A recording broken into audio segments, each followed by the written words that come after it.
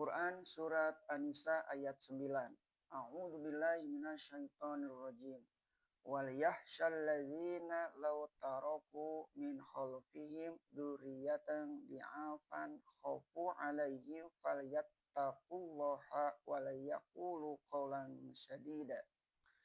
Hendaklah orang-orang merasa cemas seandainya meninggalkan keturunan yang lemah, yang mereka khawatir atas mereka. Maka bertakwalah kepada Allah dan katakanlah perkataan yang tepat. Tentang wasiat yang tegas. Hendaklah orang-orang merasa cemas seandainya meninggalkan keturunan yang lemah, yang mereka khawatir atas mereka.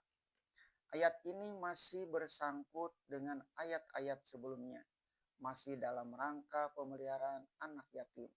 Kalau di ayat-ayat yang tadi diberi perintah kepada orang-orang yang menjadi wali pengawas anak yatim yang belum dewasa, supaya harta anak yatim jangan dicurangi. Lalu datang ayat menegaskan bahwa laki-laki dapat bagian dan perempuan pun dapat bagian.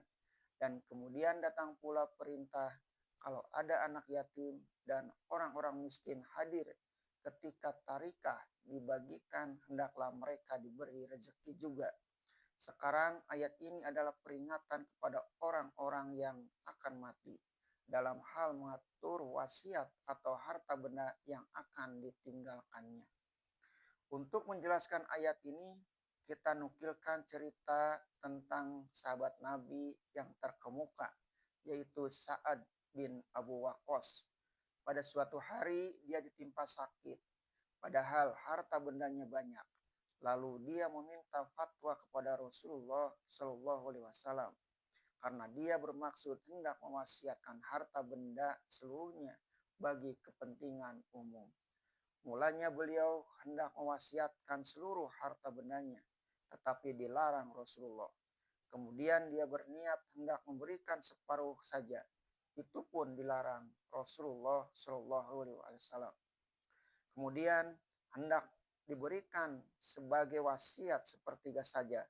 Lalu berkatalah Rasulullah Shallallahu Alaihi Wasallam, as-sulusu wasulusu kasirun innaka antazaro warosaka agniya'a khairu min antazarahum alatan yatakaffafuna nas.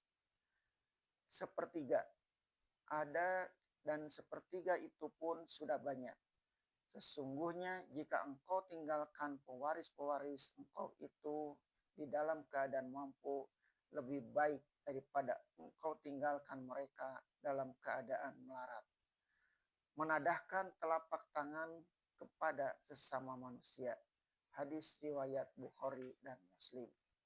Lalu datanglah lanjutan ayat sebagai bimbingan agar jangan meninggalkan ahli waris, terutama anak-anak dalam keadaan lemah, yaitu maka bertakwalah kepada Allah dan katakanlah perkataan yang tepat. Lebih dahulu ingatlah dan janganlah hendaknya sampai waktu engkau meninggal dunia anak-anakmu terlantar. Janganlah sampai anak-anak yatim kelak menjadi anak-anak melarat. Sebab itu bertakwalah kepada Allah. Takutlah kepada Allah ketika engkau mengatur wasiat. Jangan sampai karena engkau hendak menolong orang lain, anakmu sendiri engkau telantarkan.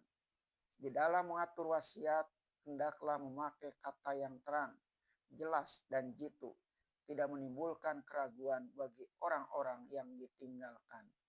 Ayat ini telah memberi kita tuntunan sebagaimana tersebut juga dalam surah Al-Baqarah ayat 180, 181 dan 182 juz 2 bahwa berwasiat sangat dipentingkan sehingga kelak ketika membicarakan hal-hal yang berkenaan dengan pembagian warisan dijelaskan Allah bahwa harta tarikah dibagi ialah setelah lebih dahulu dikeluarkan segala barang yang telah diwasiatkan atau utang-utang.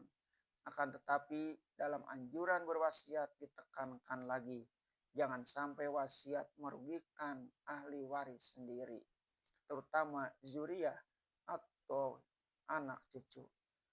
Engkau usahakanlah semasa masih hidup, jangan sampai anak dan cucumu kelak hidup telantar. Biarlah ada harta peninggalanmu yang akan mereka jadikan bekal penyambung hidup. Orang kaya secara kayanya, orang miskin secara miskinnya. Akhirnya diperingatkan sekali lagi tentang harta anak yatim untuk menjadi peringatan bagi seluruh masyarakat muslimin, baik wali pengasuh anak itu maupun kekuasaan negara yang akan menjadi pengawas keamanan umum. Demikian firman Allah Subhanahu wa taala.